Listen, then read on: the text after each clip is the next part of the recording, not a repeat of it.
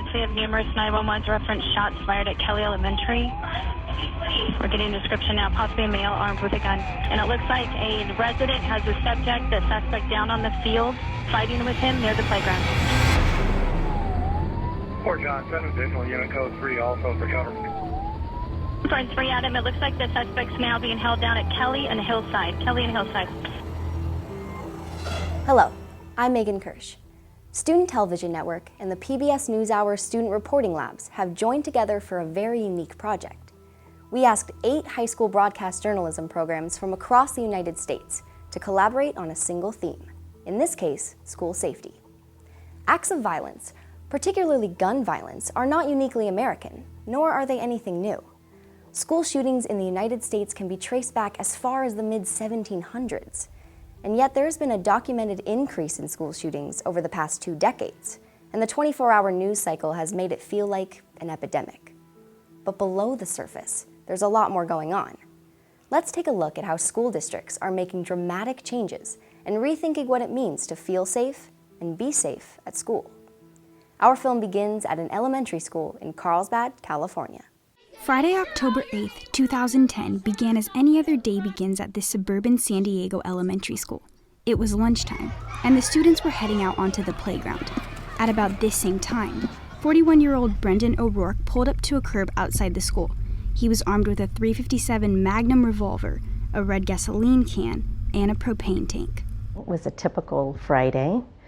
Everyone was wearing their spirit wear. It was very relaxed. We heard what we figured later was the last gunshot. We heard over the walkie-talkie the custodian was yelling that somebody was shooting at the children. There's a loud bang and everybody thought it was just like a big firework, and so everybody's looking up, like up over there because that's where he was, and everybody just like looks up at everything and nobody knows what's going on, and then a few people start screaming and then everybody starts screaming. It's lunchtime, and Carson and his friends are out on the playground. The loud ping that he hears is actually the sound of a bullet from a .357 Magnum handgun hitting this metal pole, only about 10 feet away from where Carson and his friends were playing. You see a man who looks like he's wearing all black, like everything, all black, like a beanie and a shirt and long sleeve, and he's just running with a gun. He ends up shooting a couple rounds and ends up getting confronted by a school aide. At that point, he raises the gun, points it at her chest, and pulls the trigger. Well, he had a revolver. He ran out of ammunition. Before running out of bullets, the gunman randomly shot 6 rounds into an open playground of children. 2 girls, ages 6 and 7, were caught in the gunfire. His statements were, shoot them, burn them, blow them up, and I don't think he was planning on just, take a couple shots and leave. I don't think that was sufficient for him. Alarmed by the students' screams, 3 construction workers who were working on the roof of the school noticed Brendan O'Rourke as he climbed back over the fence. O'Rourke had run out of ammunition, and he was heading back to his car to reload. The men were able to wrestle him to the ground after one of the workers hit the shooter with his truck. Nobody at Kelly Elementary School ever expected something like this to happen here. My life won't be the same. I worry when I send my kid to school, that something could happen. It won't be the same. Our Kelly bubble was broken that day. I think when somebody tries to hurt kids that badly, and we love these kids so much, and you think that somebody tried to do that to them, it's emotional. That hurts me that happened for them.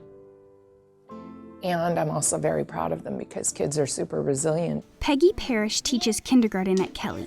As the school went into immediate lockdown, Parrish ushered 15 students and 3 classroom helpers into a bathroom. They would stay there for the first 45 minutes of the nearly 4-hour lockdown. So this is the bathroom that you were in, yes, with 15 kids, 4 adults. Right. How long were you in here for? About 45 minutes. We were all in this one bathroom, and then I had some go into the other bathroom after about 45 minutes. And at the beginning, we were all just kind of up against the walls. Right. And then as time went along, and as I was reading and doing lessons, I had them sit down on the floor. Right. And so, yeah, it was cozy. It was tight. Parents were asked to congregate in a nearby park.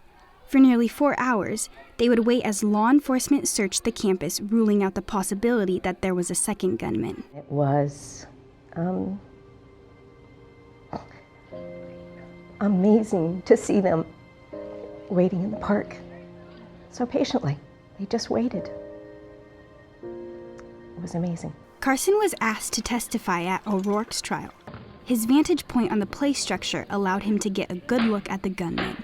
4 years have passed since the shooting at Kelly Elementary School. It takes time to heal, and for some, the process can be a difficult one. I think that, what if it happens again? What if somebody comes again and shoots at our school? Kids are going to be in school for a long time, and I don't want them to approach every morning as a place that they're going to a place that's scary. You know, I want them to know that school is safe and that there are people, way more people, who are good people in the world than people who might try to hurt them. Educators, not me, not just me, but everybody, the staff, will put their lives on the line for children. And when you know, push comes to shove and there's a big situation, the adults who are caring for the kids will put their lives on the line for them. And the public out there needs to be aware that educators are really dedicated to the kids and their care and will do what it takes to make sure that they're safe. The shooting happened on a Friday. Meeting over the weekend, the staff decided to reopen school on the following Monday. This would be the beginning of an extraordinary healing process. We decided that we really needed to celebrate a miracle and not let this incident destroy us, but help us come together. We wanted to choose love over hate and courage over fear, because that's how this community works together. While a few families transferred to other elementary schools in the district after the shooting, the vast majority chose to remain at Kelly. I decided to stay at Kelly because it really brought us all closer together, and I thought not to run away from your fear. I thought it was cool that even after that I could come back and feel safe. When it comes to ensuring the safety of students, armed guards with uniforms and badges aren't the only people keeping a watchful eye out for danger. At Cedar Crest High School, students are taking safety into their own hands. You know, the first thing I do when I wake up every morning is think about the safety and security of all students here. It's actually even before education, just because of school safety, how it's been in the media, and unfortunately, you know, things that have happened over the last number of years. I really did take it to heart that it could happen in, you know, good old Lebanon, Pennsylvania here at Cedar Crest High School. These aren't just our students, but they're our children. This is our community. I was actually out of the building the day that this occurred, and I received a text message from Miss May, who is an assistant principal here. She asked me if I could call ASAP. She had something very important to discuss with me. What Miss May was calling about was a threat made by 2 students in March of 2014 to walk through these halls, gunning down students. We have a great school community, we have great students here, and I would never want to lose a life over something like this. I have to thank and applaud the students who came forward and shared that information with Miss May, because if it wasn't for them, who knows what would have happened here. I mean, I knew it was a threat, and I knew that if I didn't do something, and if like my fellow students didn't do something, it could have been a pretty big tragedy. I sat at the one kid's lunch table. At first it was kind of like, he would kind of like bring it up every now and again, but it like wasn't a recurring thing. Then it escalated pretty quickly, and things were said and items were shown that just, I knew there was a serious threat. A couple weeks later, he started bringing this like school shooting thing up, and he would joke about it a little bit. And I was like, oh, whatever, I mean, I'll just let him go. And then like a month or two, it kind of like disappeared and like it didn't come up. Then he came with a map and was like, yo guys, look at this. This is what I'm gonna do. And I was like, dude, that's too far. A lot of students looked at that as just a joke. The weekend prior to us receiving this information, there was an incident that happened outside of school that prompted some students to put 2 and 2 together and made them think that this might really happen. That incident made it real for a lot of individuals that yes, it could happen here. After Matt and a few other students reported the threat to Miss May, an investigation took place that led to the arrest of the 2 potential shooters. It was after this incident that the seriousness of the situation was revealed to the public, causing the spread of various rumors. I heard everything from like they had guns already in the school to he actually shot somebody, and just some really wacky ones. The students and parents of Cedar Crest put the responsibility of safety on district police officers Kristen Hauk and Justin Schlotman. But as Matt has shown, a gun and a badge aren't always the first lines of defense. I feel they did the right thing. They took some concern for the lives of their fellow students. There's no perfect scenario. If nothing was said, you can sit there and go through your mind, what could have happened, what would have happened. We reacted accordingly and made sure all the students were safe.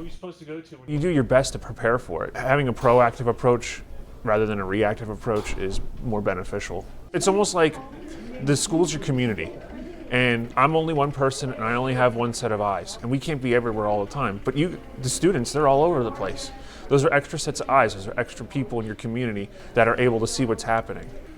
Some people might be afraid to say stuff, and it happens out on the street. It's not a bother. I'd rather investigate something and find out it's false rather than it be, somebody not say something terrible happened here, and that person has the guilt of, oh, I could have said something, but I chose not to. It's a form of community policing, and it's not snitching, it's doing the right thing. In addition, I honestly think it's all of our efforts together to work together and identify potential threats. Everyone needs to pitch in to keep everyone else safe. It just goes to show that one comment can just ruin your life. And I feel like it wasn't blown out of proportion because a lot of people make threats. You gotta address them because sometimes they'll actually turn out to be a real incident. And then you're the one that just shrugged off the threat and let it happen. And you have to live with that then for the rest of your life.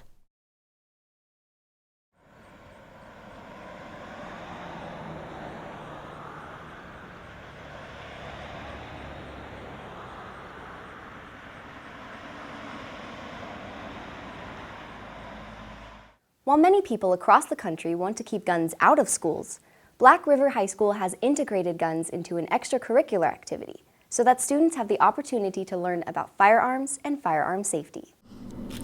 In small towns at certain times of the year, when high school students hear the final school bell, many rush to the parking lot and drive straight for the deer stand, hoping to harvest a buck.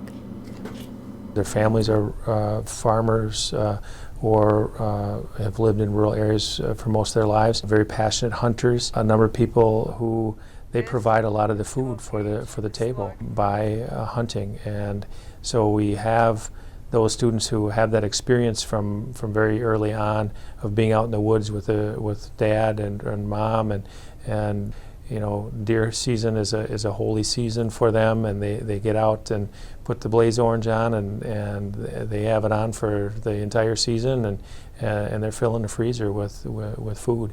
So when Scott Getska, who owns a hunting preserve near Black River Falls, Wisconsin, talked to high school principal Tom Chambers about starting a sporting clay target team at his high school, Chambers took the request seriously.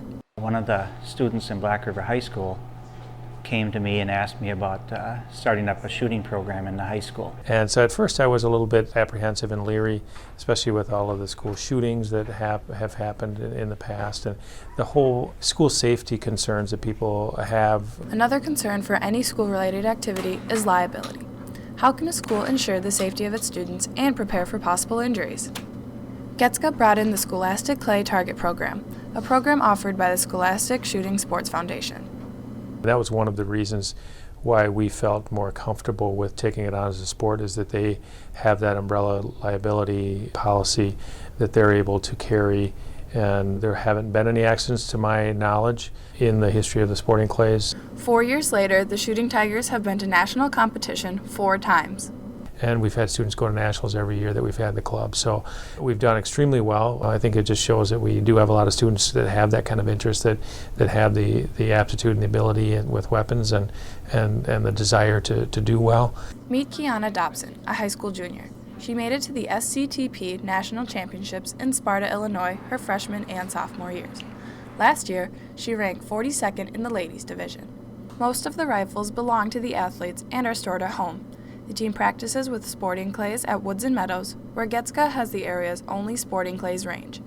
I grew up handling guns, so I guess I've handled them basically since I've been 10, 11 years old. My family has been shooting long before me, so that's kind of how it got started. We went and shot a sporting clays range, and I thought that'd really be neat. So we set one up ourselves, and then it's kind of growing from there. The number of athletes participating in the SCTP has increased by almost 120% over the past 4 years. Getska and Chambers say one of the strengths of the club is that it attracts students who might not be naturally attracted to more traditional school activities. It's something that you don't have to be strongly athletic or extremely smart or musical. You just have to have a willing to learn how to shoot. In the end, the goal is to get students more involved by having a wider variety of extracurricular activities for them to choose from. Firearms have gotten a bad rap when it comes to schools, and having the firearms and the firearm safety being an opportunity for the kids in school, I think that's why I do it.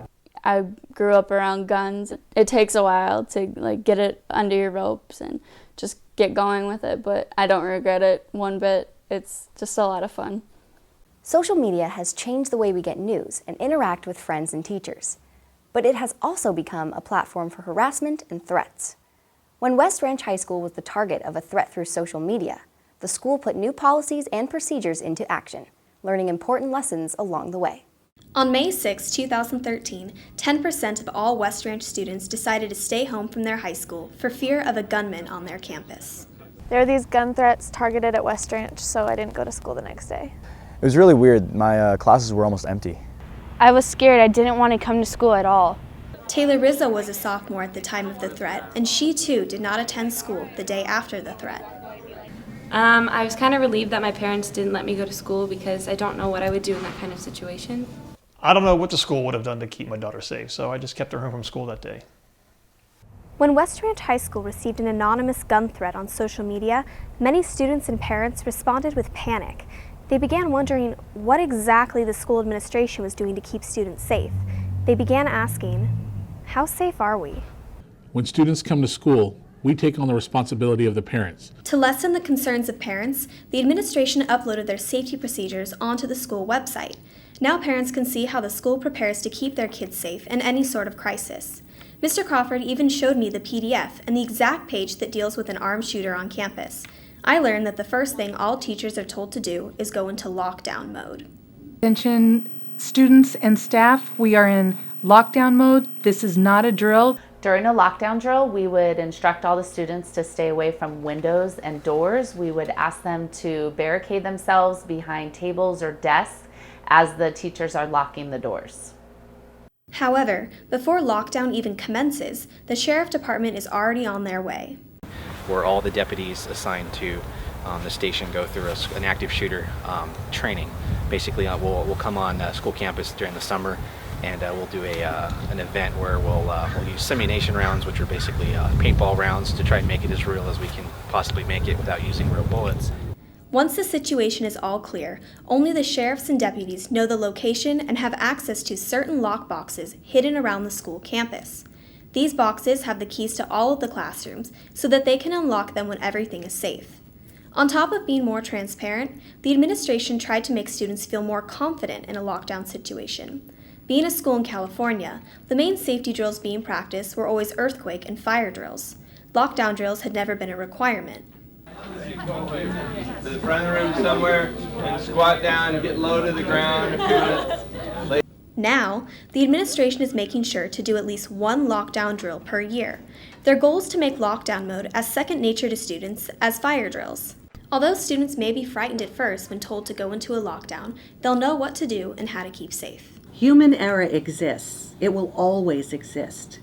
But our goal is to reduce confusion as much as possible in this type of critical situation. When asked how she feels about her safety at school now, Taylor replied, I mean, it would be scary, but I now feel confident and know what lockdown mode is.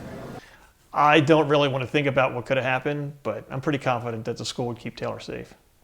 In the end, there's no real way to know how safe you actually are. Only the actions of others can determine that. As more threats and tragedies accumulate, many people fear for the lives of their loved ones more than ever before. But no matter how frightening these events are, the schools of America are using them to evolve their safety procedures to keep students safer than ever. We must all remember that the school administrations have taken on the role of protectors and are training and preparing every day to defend our children from dangers. The only thing we can know for sure is they will do whatever it takes to keep these students safe. School shooting threats in social media have become more and more common. Is it possible to rethink technology and turn digital safety hazards into safety tools? Park Hill High School is doing just that. It takes a village to raise a child, and Principal Brad Kinchlow is helping to raise 1,753 at Park Hill High School. With so many students to look after, safety is top priority. Whether the threat is outside, whether it's inside, whether it's caused by man, whether it's caused by nature, whatever the source is, we want to be sure our students and our staff stay safe. But a surprising predator that once lurked in the shadows has come into the light. It's not a force of man or nature, but the force of technology. Social media is going to change the way they deal with safety. Social media posts can issue warnings. They can warn people to stay away. They can ask for help, response. Sometimes they can get the word out faster than a 911 call. I mean, it's incredible how quick that information, it's immediately out there for everybody, and anybody who recognizes that person or that situation can respond. Kids are on Twitter and social media all of the time. Most of the time they are on their phones, on Twitter. Park Hill South, a neighboring high school in the district, had to hold tight reins on this unpredictable beast when they were placed under lockdown in 2013. What happened was that someone called in a threat to Park Hill South, and the threat was very vague, but it was still serious enough to where we had to take action and lock down and shelter in place until we could, get here. Had to go to the bathroom during that time, got hungry during that time, got thirsty during that time, and did not know what was going on. Tried to be on the internet and follow the news reports. And I know that the news reports were relying on any information they could get. And some of that information was being tweeted out from our building. Because of the immediacy of social media, word got out at breakneck speed. And they didn't really tell us what was going on. There's an announcement that came on. They said, hey, just close the doors, stop class, be quiet, just everyone kind of sit tight. And it was really nerve-wracking for a lot of students. A lot of kids were just kind of, texting other kids, and everybody was trying to figure out what was going on.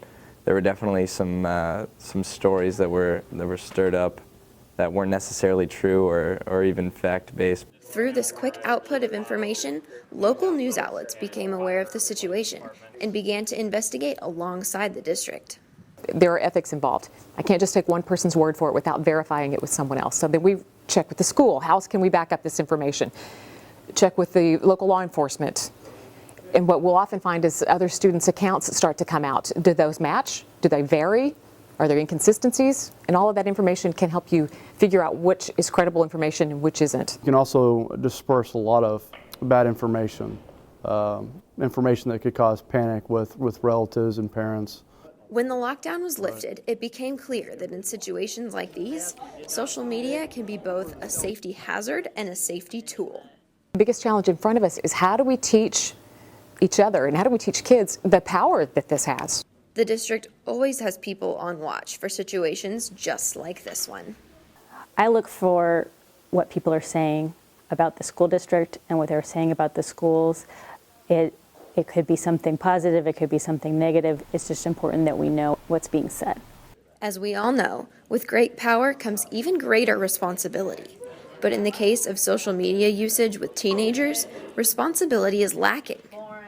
For some reason, humans seem more comfortable sharing with one another as long as it's not face-to-face. Sort of a mental health issue and the mental safety, the emotional safety of students with social media. If they're having a problem, if they're getting bullied or harassed or anything online, you're kind of in control. You can block the person, you can contact that social media site and let them know what's going on. And there's a saying I always tell them too, it's what you don't open can't hurt you. So if you don't open it, you don't read it, it's really not going to affect you. I think kids can be very ignorant on Twitter. Like, I could see someone tweeting something really, really not appropriate. Teaching kids how to use it properly might not be a wasted effort. There might actually be some validity to that. Administration and schools need to be more media savvy. Just like presidential campaigns manage information that leaves, we need to train our students to understand that, hey, you don't talk to the media. You have a right not to talk to the media and privacy, things like that. Maybe have that as part of the training. Though it takes a village to raise a child, it takes a whole community to keep children safe. By using schools as the catalyst for change, the overall safety of students everywhere could improve. Across America, school districts have partnered with their local police departments for access to uniformed school resource officers. Alonzo and Tracy Morning High School is in Miami-Dade County, Florida. Their district, the 4th largest in the United States, has a very unique relationship with law enforcement. The U.S. Department of Justice promotes the use of school resource officer programs to enhance a safe and secure school environment. Miami-Dade Schools Police Department is part of the 4th largest school district in America. Well, as a school district, we are uniquely positioned not only in the state of Florida but across the country. We do have our own police department with over 200 police officers and command staff. Miami-Dade County Public Schools has a long history of having a police department. In fact, the presence of the police department in Miami goes back about 40 years. It started out small, it has expanded. At this point, we have at least one police officer in every senior high school as well as every middle school. And then we have a number of police officers who are attached to a combination of elementary schools. But it was not a single occurrence that created the police department. It was just a recognition that having a police department was a value-add proposition that would enhance safety and security around schools. It's about being able to see something, do something, prevent something. About a year and a half ago, I found out that DHS has this program called See Something, Say Something, and they had teamed up with colleges and universities and local agencies, but they had not teamed up with a school district. So what it does is it allows us to market See Something, Say Something through social media, through other angles. At the same time, we call upon the public to, if they see something and they say something, through the Department of Homeland Security, they're to call us in. That information will come to us, and I can tell you that we get a lot of calls. There's a lot of follow-up that occurs after hours. We follow up on things morning, afternoon, nights, weekends to make sure that the schools are safe. We get information coming in, we get anonymous tips coming in, and we go out and work with our local, state, and federal partners to make sure there's no threats to the school, no threats to students, no threats to staff, no threats to parents. It's a story we're reporting on tonight because other students at Brownsville Middle School did what school children are told. They saw something and they said something. Anxious parents and dozens of Miami-Dade Schools police officers rushed to Brownsville Middle School after a report that 2 loaded firearms had been brought to school. Very recently at one of our schools, Brownsville Middle School, as a result of an anonymous tip that was provided to the police department by students through our See Something, Say Something campaign, a tragedy may have been averted. Police got a tip that there was a student with a gun on campus. The police officers were quickly deployed. They investigated quickly. They were able to identify the young man, apprehend the gun, and possibly avoiding a tragedy that unfortunately has become so common across the country. Longtime teacher Carl Hoover understands the importance of having a resource officer on school campus. Well, one idea that kind of stands true here is that a police officer should be defending us, right? Should be protecting us. And I do feel better when I see a police officer, for example, out in front of an elementary school. If there is a resource officer, outsiders, or someone in the school knows coming to the school with a weapon with the intent to hurt someone. It's been shown that with an armed, present officer who is visible, it greatly deters any outside attacks, or even people thinking about an outside attack. It may not, in the long run, keep that attack from happening somewhere else along the way, but I like to know, and I'm not a huge gun person, but I do like to know that we do have an officer who is trained in weapons and will deter people from coming to school who might end up killing or shooting a student. At Alonzo and Tracy Morning Senior High, students display their opinions about feeling safe in school. I do feel really safe at school. We have a police officer every day here at our school, usually parked out in the front, and our school's surrounded. We have many different security guards here, so I do feel safe. I feel like there's always people, making sure that we're all okay. Well, it depends. Most of the time I do, but when, there's a fight going down or something, it's kind of iffy. You never know what can happen. It's not very efficient for one police officer to, in time, protect everybody. So I feel safe because he's there, but in reality, I'm really not safe, and I could easily be hurt or harmed at any given moment. I'm very vulnerable. I feel safe in school because I feel like there's security cameras everywhere, and if something were to happen, the situation could be handled and seen quickly. The very disruptive, caustic, catastrophic impact, both physical and emotional, that takes place anytime there is a shooting on campus. That really injures the soul of America. And in an era of social media and 24-hour media cycle, certainly that one single incident disrupts our belief that schools are safe. But the data is there and the data is strong. Schools are safe. Children and young adults who are in environments where they feel that their own safety may be compromised, certainly they're concerning themselves about something beyond reading, writing, and arithmetic. And that's not something we should expect, certainly in our schools, but also in our streets and in our communities. There are lots of creative ways schools are building safe environments for students. The Junior Firefighter program at Jersey Village High School is a perfect example. This unique organization gives students the chance to volunteer as first responders to protect their school and their community in times of need. Ask us to secure the building. We feel confident that while it's still not all clear in the neighborhood, that we are okay to go ahead and move about within the building and continue our normal schedule.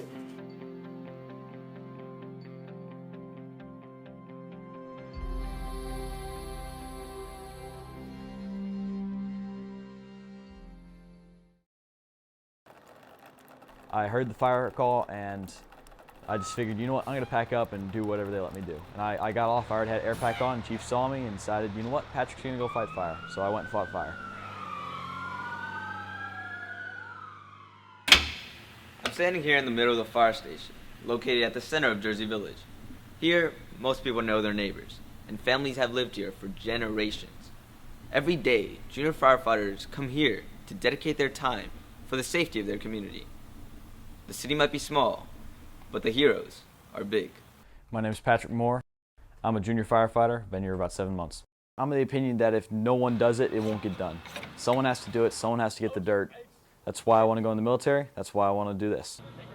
I don't know if any other fire departments have the kind of relationship that we have with Jersey Village High School. We spend a lot of time over there. We are on first name basis. You know, we could walk through and they're waving and not even worrying about us being there. So it's unique. So yeah, we still got that whole other half to go. There you go. I wanted to have that feeling of, you know, going out and rescuing somebody or helping out somebody. So, you know, just one day I just thought of, I guess, why not just do it? The thing about being a junior firefighter that I like the most is probably being able to respond to calls and help out in every way I can. At Jersey Village High School, there are 3 students who do their best to help keep the high school and community safe. These junior firefighters are given the opportunity to volunteer their services because they are part of this small city. They may seem like ordinary teenage boys, but their dedication to the community is more than extraordinary. If you live here in Jersey Village and you are a junior or a senior and at least 16 years old, you can be a junior firefighter here. The junior firefighters get to go through Fire Academy and learn everything there is about firefighting, but they can only do that, and this is what's unique about it, they have to be passing every class. What it does for them is it also gives them discipline. It gives them great discipline because they have to make good grades, so they learn to study better, and it's just a great program. We're glad we have several of your students that are members in our junior program. If you're worried about survival, if you're worried about things that would interfere with your safety, be it you directly or just a friend or just something that might happen in a commons or a hallway, you can't concentrate on what you need to at school. So I always say that academics is number one, but right there with that is school safety. Lockdown, lockdown. We have an intruder in the building. Lockdown.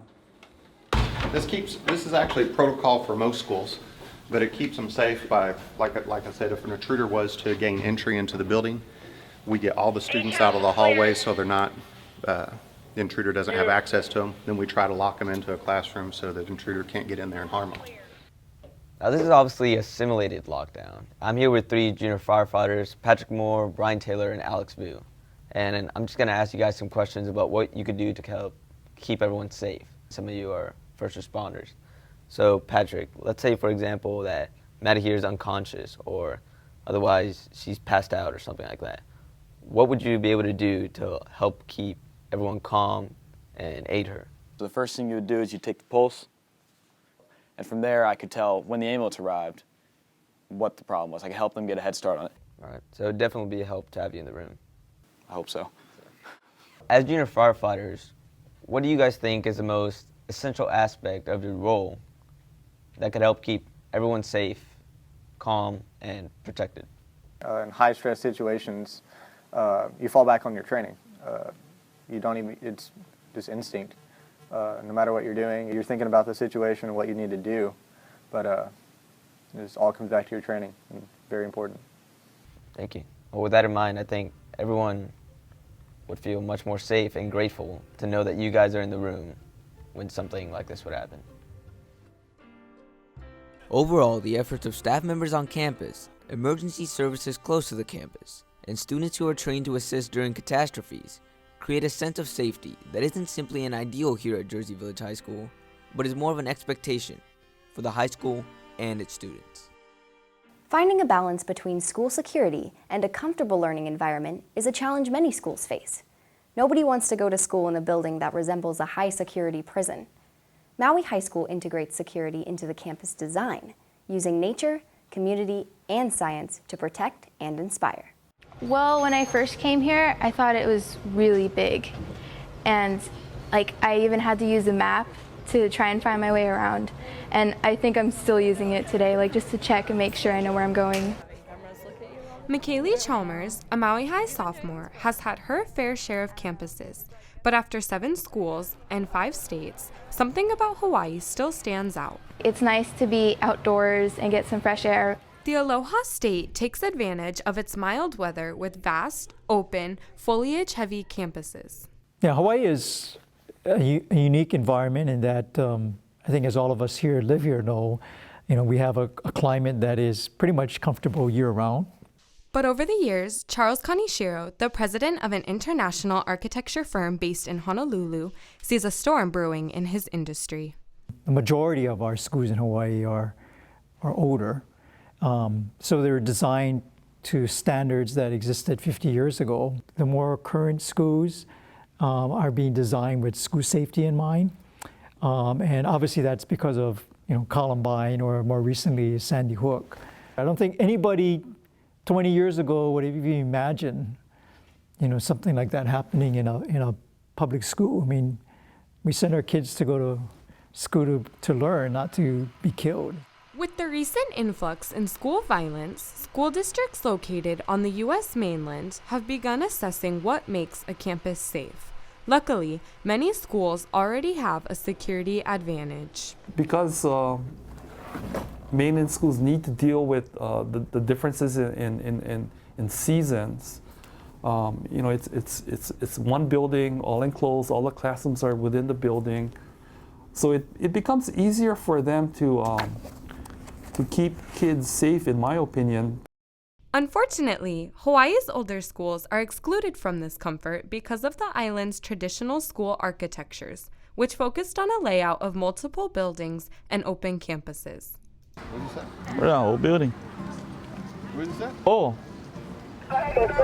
Alkinsall has worked as a school resource officer for 3 years. He says he has noticed that with the rising risk of school violence, there are inherent challenges with protecting schools with multiple buildings. Trespassers can gain access to our campus 360 degrees, making it nearly impossible for us to maintain a secure campus unless we had the manpower to hold hand by hand and surround the school. It's pretty much impossible to keep somebody out. There's all this fear now that I might send my son or daughter to school and they may not come home. And so there's a tendency to want the schools to become a prison. And that's the trade-off. If we design our schools as prisons, then can you imagine the type of education that's going to occur in them? Some are concerned by how the extremes of institutionalizing schools could impact students. If there was bars displayed, metal detectors that they have to go through, there's this constant unsettled feeling. All of that creates a culture of anxiety and hypervigilance, which when you're in a hypervigilant state, which is watching out for danger, it's very hard to learn. Toby Neal, a licensed clinical social worker at Maui Center for Child Development and a previous counselor at multiple Hawaii schools, suspects that fear-driven architecture may detach children from their roots.